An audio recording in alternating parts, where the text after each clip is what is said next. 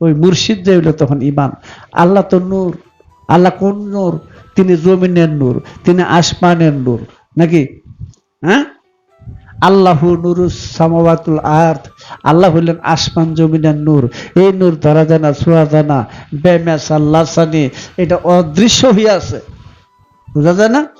হ্যাঁ, সেই অদৃশ্য নূরকে দৃশ্যমান করার জন্য, ইমানের রূপ দেওয়ার জন্য, তাকে দেখা তার ইমানকে প্রতিষ্ঠিত করার জন্য বলে দিছে মাসালু নুরিহি, মাসালু নুরিহি, মানে তার নূরের মেসাল কামিশকাতিন ফিহা মিসবাহুন, তাকে রাখা একটা বাতির মতো। এই বাতির রূপকে কি বুঝাইলো? বাতির মধ্যে যেমন হারিকেন, কাঁচ, আগুন, তেল, এই চারটে একত্র হয়ে কি হয়? এই চারটে একত্র হলে কি প্রকাশ পায়? আল্লাহ কি? নূর, আলো। নূর অর্থ হলো দেখা, কথা বুঝছো?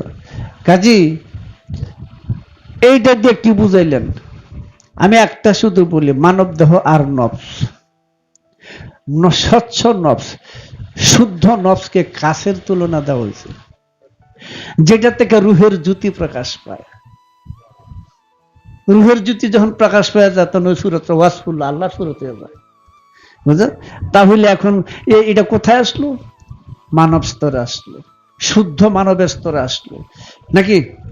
পবিত্র মানব স্তরে আসলো, সাদিকিনের দরজা আসলো, আরিফে বিল্লাহর দরজা আসলো, উলিল আর অলিভ আজের মধ্যে আসলো, তারপরে পরকাল প্রাপ্ত মানুষের মধ্যে আসলো, প্রেরিত পুরুষের মধ্যে আসলো, অবতারের মধ্যে আসলো, নাকি? এখন সেই অদৃশ্য নূরটা কিন্তু এখন দেখা যায়। হ্যাঁ, দেখা যাবার মহামন্ত্রটা কি? দেখা যাবার মহামন্ত্রটা হলো লা ইলাহা ইল্লাল্লাহ। এই লা ইলাহা ইল্লাল্লাহকে দেখার মূল মন্ত্র কি? দেখবো এই মোহাম্মদ রাসূলুল্লাহ, মোহাম্মদ রাসূল আল্লাহ, তিনটা সত্তা, বুঝা যায়?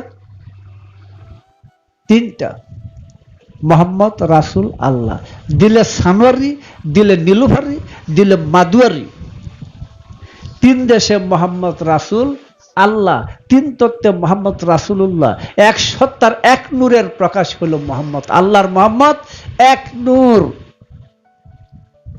হেতু ইমান আইসা পড়ল। এখন যাদের মধ্যে মুক্তির আল্লাহ পাক পথ দেখান, মুক্তির পথ দেখান, সে ও ইমানকে চোখে দেখে, দেখা যাইয়া তার কাছে আনুগত্য বায়াত হইয়া সে নিজে ইমানদার হইয়া আখেরে মুক্তি লাভ করে।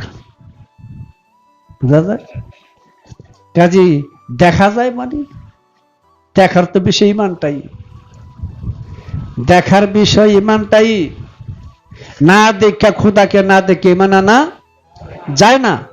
এইটা যে বিশ্বাস করে না, হ্যাঁ শয়তানের এক নম্বর বান্দা, বুঝা নাই? যখন বলছিল ওসজুদুল্লি আদামা, আদমের জন্য সেজদা করে, তখন শয়তান কি কইছিল? আল্লাহ, আমি আল্লাহ ছাড়া কাউকে সেজদা দিব না, নাকি? কথাটা কিন্তু মধুর ভাষায় কিন্তু এটার ভিতরে বিষ ঢুকাই থুয়ে দিছে, মধুর লেবেল লাগাইয়া ভিতরে বিষ ঢুকাইছে। কথাটা শুনতে কত সুন্দর যে আল্লাহ ছাড়া কাউকে সেজদা দিব না। যদি এইটা চরম সত্যই হয়ে থাকে, তাহলে আল্লাহ কেন তাকে বললো ওয়াকানা মিনাল কাফিরিন, তুমি কাফের হয়ে বের হয়ে যাবে, বের করেছে না? তাহলে যখন আদমকে সেজদার কথা বলছিলেন, আদম মসজিদের মধ্যে সেজদার কথা বলছিলেন, সর্বপ্রথম পাটি মাটি যায় নামাজ না, আল্লাহ আদম মসজিদের সেজদার হুকুম দিয়েছে সর্বপ্রথম। তখন আল্লাহ কোথায় ছিল? তখন আল্লাহ কোথায় ছিল? কেমন ছিল? কোন রূপে ছিল? তার সুরত শাকেল কি ছিল? ওই মসজিদের সুরত কি? আদম সুরত। আদম সুরত কি? আল্লাহর সুরত, নাকি? সেজদা দিছে কারে? আল্লাহকে। তৌহিদের ঘোষণা, তৌহিদ হলেন স্বয়ং আদম, তৌহিদের সুরত হলেন স্বয়ং আদম। আদমকে সেজদা না করে আল্লাহকে যিনি সেজদা করেন তিনি শয়তান মুগরুম। কথা বলছো? ও জালালকে একটা কথা বলছিল, আমার সব আমি তো গান একটু একটু জানি আর কি। মানুষ থুয়া খোদা বজ, এই মন্ত্রণা কে দিয়াছে, আগে মানুষ ভজ, কোরআন খোঁজো মানুষ ভজ, কোরআন খোঁজো পাতায় পাতায় সাক্ষী আছে, মানুষ থুয়া খোদা বজ, এই মন্ত্রণা কে দিয়াছে। এই মহামন্ত্রটা কি? লা ইলাহা ইল্লাল্লাহ। হিন্দু ধর্ম বলে ওম ক্লিং গায়ত্রী মন্ত্র। ক ল দীর্ঘে চন্দ্রবিন্দু, বুঝা যায় না? ক ল দীর্ঘে চন্দ্রবিন্দু গায়ত্রী মন্ত্র, যে মন্ত্র পাঠ করলে ভব যাতনা থেকে মানুষ মুক্তি পায়। কথা বুঝছো? ক ল দীর্ঘে চন্দ্রবিন্দু, ক ল দীর্ঘে চন্দ্রবিন্দু। সহদেব, নকুল, অর্জুন, ভীম, যুধিষ্ঠির, হুসাইন, হাসান, ফাতেমা, আলী, মোহাম্মদ। এক মহামন্ত্র সব ধর্মের মূলই আছে, কেউ বুঝে নাই। ফারাফারি জাত লিয়া জাতাজাতি করে, হ্যাঁ, এই বদ জাতের দলেরা এগুলি জাতাজাতি করে। তোমাদের দাদা বলছিল,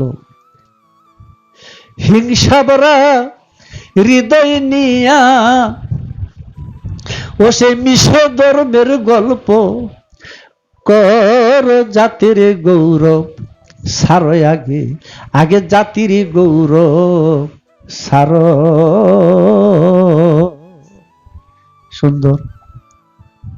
যিনি মানুষ হবেন, যিনি ইমান হবেন, তিনি আর হিন্দু, মুসলমান, বৌদ্ধ, খ্রিস্টানে নাই, তিনি সব মানুষের ইমান হয়ে যাবে। এই বেজাল থেকে যে মুক্ত হয় নাই, তার দ্বারা কখনো তৌহিদের জগতে ঢুকার রাস্তা না। সে যাই হোক, আমরা বলি আল্লাহ বলছেন একমাত্র ইসলামী আল্লাহর মনোনীত ধর্ম। ভালো কথা, তুমি আরবিতে কও কেন, বাংলায় কও। হ্যাঁ, কথায় বলে বাঙালি কুত্তা ইংরেজিতে খেকায়। হ্যাঁ, এটা কেমন কথা? তুমি তো ইসলাম কইছো, বাংলায় কও। বাংলায় অর্থ কি? ইসলাম অর্থ কি? শান্তি। ডাল ভাত খেয়ে শান্তি নাকি? যিনি তিন জমাতের বাইরে দেয়া চতুর্থ দায়রার ভিতরে গিয়া নফসে রহমান, নফসে মুতমাইনার ভিতরে, রুহে ইনসানের ভিতরে দাখিল হয়ে গেছেন, তিনি হইলেন মুসলমান। ওইটা হলো চিরশান্তির দেশ। কোরআন বইলা দিছি, ইয়া আইয়ুহাতুন নাফসুল মুতমাইনা, হে প্রশান্ত নফস, তাড়না মুক্ত নফস, খান্নাস মুক্ত নফস, শয়তান মুক্ত নফস, ইবিল মুক্ত নফস, নারদ মুক্ত নফস, অসুর মুক্ত নফস। হ্যাঁ, এই যে ঘোষণা দিলে অসুর মুক্ত নফস, সে অসুর মুক্ত শয়তান মুক্ত নফস স্বভাবটা, প্রবৃত্তিটাই হইল ইসলামের দেশ। কাজী আল ইসলামউদ্দিনুল ফিতরাত, ইসলাম কি? স্বভাব ধর্ম। কোন স্বভাব? নফসে মুতমাইনা, নফসে মুতমাইনা, রুহে ইনসানের দেশে গেলে পৌঁছে। তাই কোরআন বলছে, ইয়া আইয়ুহাল্লাযিনা আমানু উদখুলু ফিস-সিলমি কাফা, বলছে না? হে যারা ঈমান আনছো, তোমরা এবার পরিপূর্ণ ইসলামে দাখিল হইতে গেলে কি করতে হবে? কি কাজটা কি? আল্লাহ বলে দিয়েছে, ওয়ালা তাকতুবি খুতুওয়াতিশ শাইতান, এবং তোমরা শয়তানের পথ অনুসরণ, বুঝা যায়? তাহলে তোমরা শয়তানের পথ অনুসরণ করো না। শয়তান, শয়তান কি নিরাকারে না আকারে বিশ্বাস করে? হ্যাঁ, আর যারা নিরাকারে বিশ্বাস করে, কে? শয়তানের গুরু কাটা, শয়তানের গুরু কাটা, আঙুলটা দেখাতে পারবো? হ্যাঁ, শয়তানের ইমান আঙুলটা দেখাতে পারবে? তো মোল্লার ইমান আঙুলটা দেখাতে পারবে?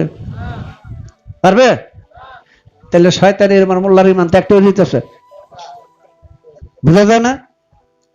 হ্যাঁ, শয়তানের ইমান আর মোল্লার ইমান সবারই বলি না, যে সমস্ত আলেম কামিল মুর্শিদের হাতে হাত দিয়া নাকি ইমানকে গ্রহণ করে নিয়েছে, তাদেরকে তো বলা যায় না। কথা বুঝছো? তাই তো বলছে মানলা সাইকুল আফিফিস সাইকি শয়তান। এটা ওই যে মৌলবী ইলিয়াস ল্যাংরা, ওনারই এক ভক্ত নাকি ছেলে, ওনায় পীর মুরিদ দাওয়াতে তাবলিগ পীর মুরিদ বইয়ের মধ্যে 19 জায়গায় এই কথাটা তুলে ধরছে, মাল্লা সাইকুল আফিফিস সাইকি শয়তান। যার মুর্শিদ নেয় তার মুর্শিদ শয়তান। বেশ, যার মুর্শিদ নেয় তার মুর্শিদ শয়তান হয়ে থাকে, শয়তানের মুর্শিদ কে? কে? হ্যাঁ, যদি কে আল্লাহ। এটা কি জিনিস? এটা কি জিনিস? ওটা তো আদম শুরুতে বয়ে রয়েছে, তো এটা মারে নাই নাকি? তো যে মোল্লা বেমুরুদ্দিন মসজিদের ইমামতি করতেছে, আমরা কইলাম একটাই তুলবে হাজাল ইমাম, মোল্লা কি কইছে? আনা ইমামুল, হ্যাঁ হ্যাঁ হ্যাঁ, নিজে ইমাম। ইমাম হ্যার তো মুরিদ হয় নাই, হ্যার ইমাম কে? তাহলে আমি বললাম একটাই তুলবে হাজিলান, ভাই হলো একটাই তুলবে হাজাল।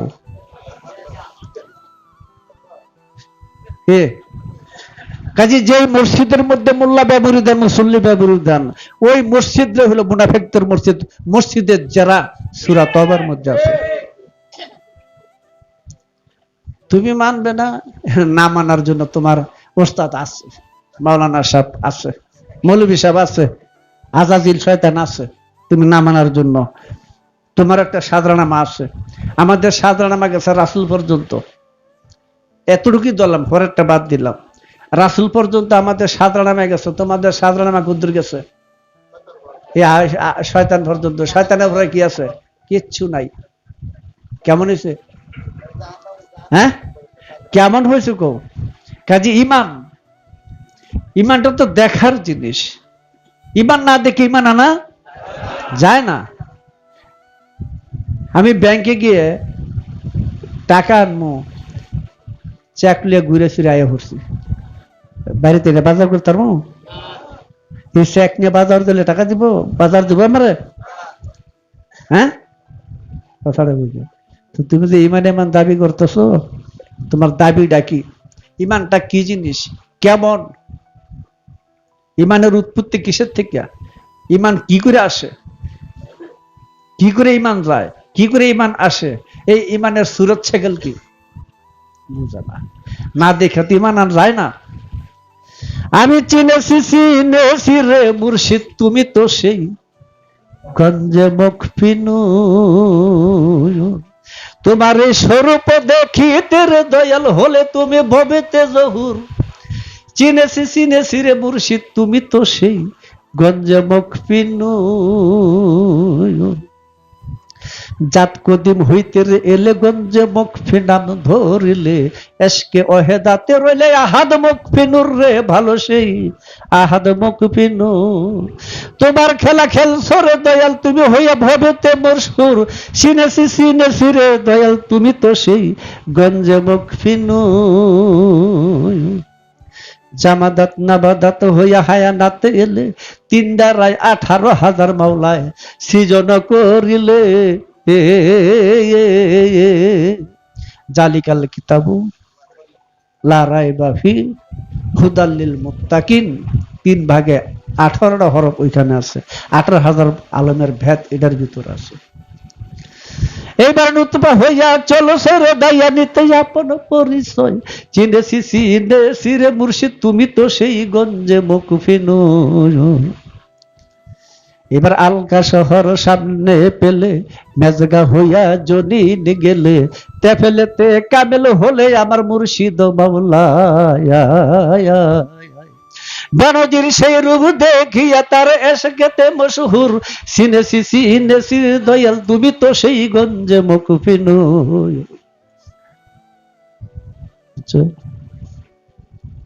ওই যে নয়পত্তন গুনলেন, হু হু হু হু হু হু নাজুল হইয়া, 3টা হু দিয়া 18,000 মাখলুক সৃষ্টি করিয়া, এই জীবের খাদ্য তৈরি করিয়া, শের সারা অংশ থেকে রস রক্ত মেদ হাড় মজ্জা সপ্ত ধাতু তৈরি করে দিয়া এই মানবের ভিতরে সে মকফি হইয়া, পুশিদার খাজানা হইয়া গোপন রয়েছে আল্লাহ নিজেই। ওইখান থেকে লায়ের জোশ খাইয়া, বোঝা যায়, লায়ের জোশ খাইয়া ইলাহা বাড়িয়ে আসে।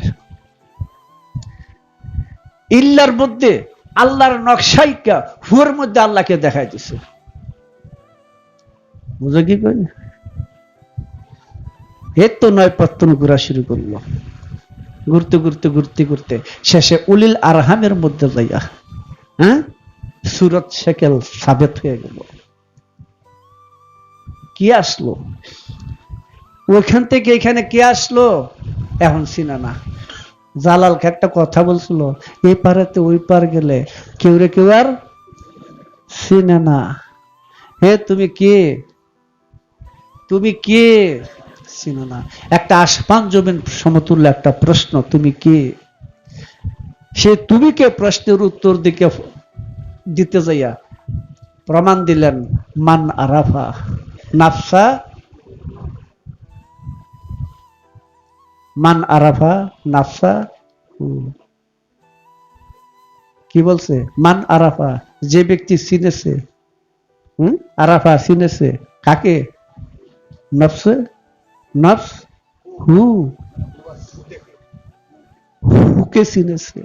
ফাকাত আরাফা, অবশ্যই সে চিনে ফেলছে রাব্বা হু, হুয়ের রবকে চিনে ফেলেছে। কথা বলছে কাজী যখন তিনি রব, তখন যখন তিনি রহমান তখন তিনি কোরআন শিক্ষা দেন। যখন তিনি রব তখন কিন্তু বান্দার অস্তিত্ব ক্রিয়া রবুবিয়াতের মধ্যে থাকে।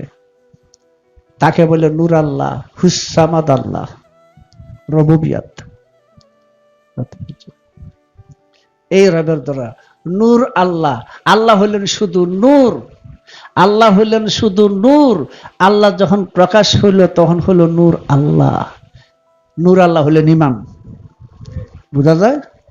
নূর আল্লাহ ইমান। ইমান ছাড়া কেউ মুক্তি পাবে না। ওরে ইমান হয় মুমিনের পুঁজি, ইমান হয় মুমিনের পুঁজি, আল্লাহর অতি হয় পেয়ারা। ইমান না থাকিলে শেষে আসফালাতে যাবে মারা, ইমান না থাকিলে শেষে আসফালাতে যাবে মারা। 2 নম্বর খন্ডে গানটি আছে, দেখো এটা বহু আগে একবার মুখলেস আর তারাওয়ালি ক্যাসেট করছিল। যাই ইমানটা বোঝা গেছে। হ্যাঁ, কাজে ইমান যে পর্যন্ত ধরে রাখতে না পারবে সেখানে কি হবে? ইমান যার নাই তারে কি কয়?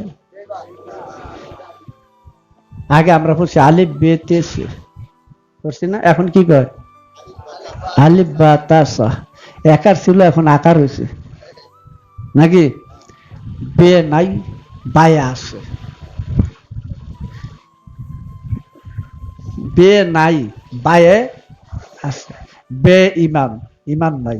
বা ইমান, ইমান আছে।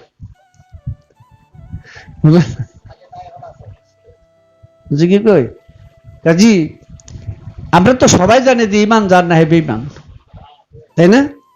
আসলে ইমানটা সমাজের চিনা নাই। আমাদের এই ধর্মজগতে এই দুম্বা মার্কা মোল্লারা মানুষকে ইমান হারা করার জন্য এই সমস্ত শিক্ষা দান করতেছে মাদ্রাসায়।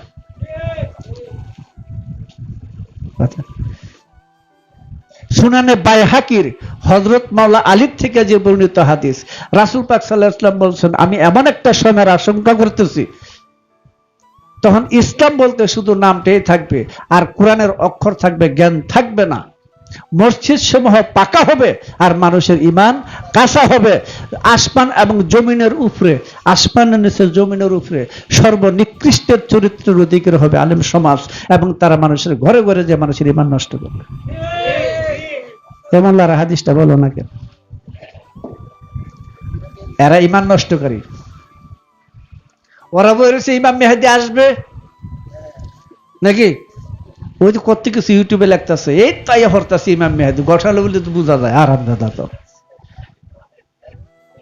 দজ্জালের থেকে সতর্ক থাকার জন্য হযরত আদম তার উম্মতকে সতর্ক করছে দজ্জাল থেকে বাঁচার জন্য। ইমাম মেহেদী ছিল, আছে, থাকবে। এবং ইমাম মেহেদীর কাছে ঈসা বায়াত হয়ে গেছে। তুমি একটা চোখওয়ালা মানুষের কাছে গিয়া এটা দেখালো ঈসা কেমনে বায়াত হয়েছে, কোন জায়গায় বায়াত হয়েছে, তার বোকা মঞ্জিল নফরুদ্দিন কি ওটা যাই না লো, দেখবা যে ইমাম মেহেদী আছে। ইমাম মেহেদীর পরিচয় হলো সে হবে নবীর বংশের, আর সে পিছন থেকে দেখতে হবে মুহাম্মদের মতো, পিছন থেকে দেখতে মুহাম্মদের মতো, পিছন থেকে দেখতে যা মুহাম্মদের মতো তা নবুয়ত, আর ওই মুহাম্মদের সামনে আছে বেলায়েত, খোদার সুরত। ওই শয়তানেরা চোখে দেখে না। কানার দল, তোর আলেম হইছিস না জালেম হইছিস? দেখ ইমাম মেহেদী আছে, ফাতেমার বংশধর। রাসূল বলছেন সবার নবী, সব নবীদের বংশধর নিজ পৃষ্ঠের থেকে আরম্ভ হয়েছে, আমার বংশ আরম্ভ হয়েছে মাওলা আলীর পৃষ্ঠের থেকে। আরো বলছেন, এটা আমি আলোচনা করছি একবার, সেটা হলো রাসূল বলছেন আমার বংশ পরিচয় ছাড়া আর কারো বংশ পরিচয় হাসরের দিন থাকবে না। কি কিছু বোঝা যায়? হাসরের দিন আর কারো বংশের পরিচয় থাকবে না। যদি বাঁচতে হয় তাহলে আওলাদুন নবীর মধ্যে দাখিল হয়ে যাও। আওলাদুন নবীর মধ্যে যদি দাখিল হইতে চাও তাহলে ওই যে হাদিসে কিসাস চাদরের যে হাদিসটা দেখা যায়, ওই চাদরের ভিতরে কয়জন ছিল? 5 জন ছিল। আনাল আলী লাব্বাইক ইয়া রাসূলুল্লাহ, আনাল ফাতেমা লাব্বাইক ইয়া রাসূলুল্লাহ। সবাইকে ডাকলেন, চাদরের ভিতরে নিলেন, আর আল্লাহ বললেন কুল্লা আসা আলুকুম আলাইহি আজরান ইল্লাল মাওয়াদ্দাতা ফিল কুরবা। হ্যাঁ, হযরত উম্মে সালমার ঘরে আয়াত নাজিল হয়। আল্লাহ নবীকে এবার শিখাই দেন। নবী বলেন না, আল্লাহ শিখাই দেন কি করতে হবে, যে আপনি বলেন যে আমি 23 বছর যে তোমাদের কাছে ইসলাম প্রচার নবুয়ত প্রচার করছি, তার উজুরত পারিশ্রমিক হিসাবে তোমাদের কাছে আমি কিচ্ছু চাই না, শুধু আমার ফিল কুরবাতদের প্রতি তোমরা মাওয়াদ্দাতা ভালোবাসা লাগবে। ইবনে আব্বাস বলেন ইয়া রাসূলুল্লাহ, আপনার সেই ফিল কুরবাত কারা, এই নিকটবর্তী জন কারা, যাদের প্রতি মহব্বত রাখা আমাদের জন্য ফরজ করে দেওয়া হয়েছে? আলী বললেন, রাসূল বললেন আলী, ফাতেমা, হাসান ও হুসাইন হলো আমার ফিল কুরবাত, আমার নিকটবর্তী জন। কথা বুঝছো? এবং ওই জায়গার বুদ্ধি ওই 5 জনকে নিয়ে তিনি যখন নজরানের পাদ্রী সুলাইমানের কাছে বাহাস করতে গেছিলেন, 60 জন লোক ছিল খ্রিস্টান, বাহাস করতে গেছিলেন, সেখানে আয়াতে মুবাহালা নাজিল হয়েছিল। সেখানে হুসাইনকে কোলে, হাসানকে হাতে, আর ফাতেমাকে নবীর পিছে, তার পিছে আলীকে দিয়েছেন। আলীকে বলছে যেখানে পা রাখবে ফাতেমা, তুমি সেইখানে পা রেখে আগায় আসো। বেদ বুঝালো। আলীকে বললেন ফাতেমা যেখানে পা রাখবে, হাঁটতে গেলে পা পালান এক জায়গা, ওইখানে তুমিও পাড়া দেবে, এইভাবে তোমরা আমার সাথে আসো।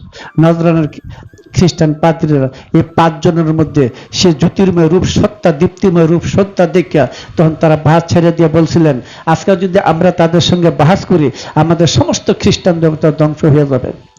তারা বাহাস ছেড়ে দিয়া 2000 বর্ষা 3000 লাল কাপড় কর দিয়া শেষে বাহাস ভঙ্গ করলেন।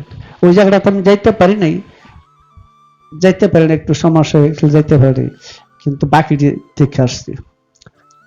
গাদির ঘুম টুম সবই দেখলাম, খাইবারও দেখে আসলাম। তো এখন ব্যাপার হলো এই পাক পাঞ্জাতনকে যে অস্বীকার করছে, সে নিজেকে অস্বীকার করছে, আল্লাহর সৃষ্টিকে অস্বীকার করছে, আল্লাহকে অস্বীকার করছে। তো কাজে এই বিষয়গুলো একটু ভাবনার, যে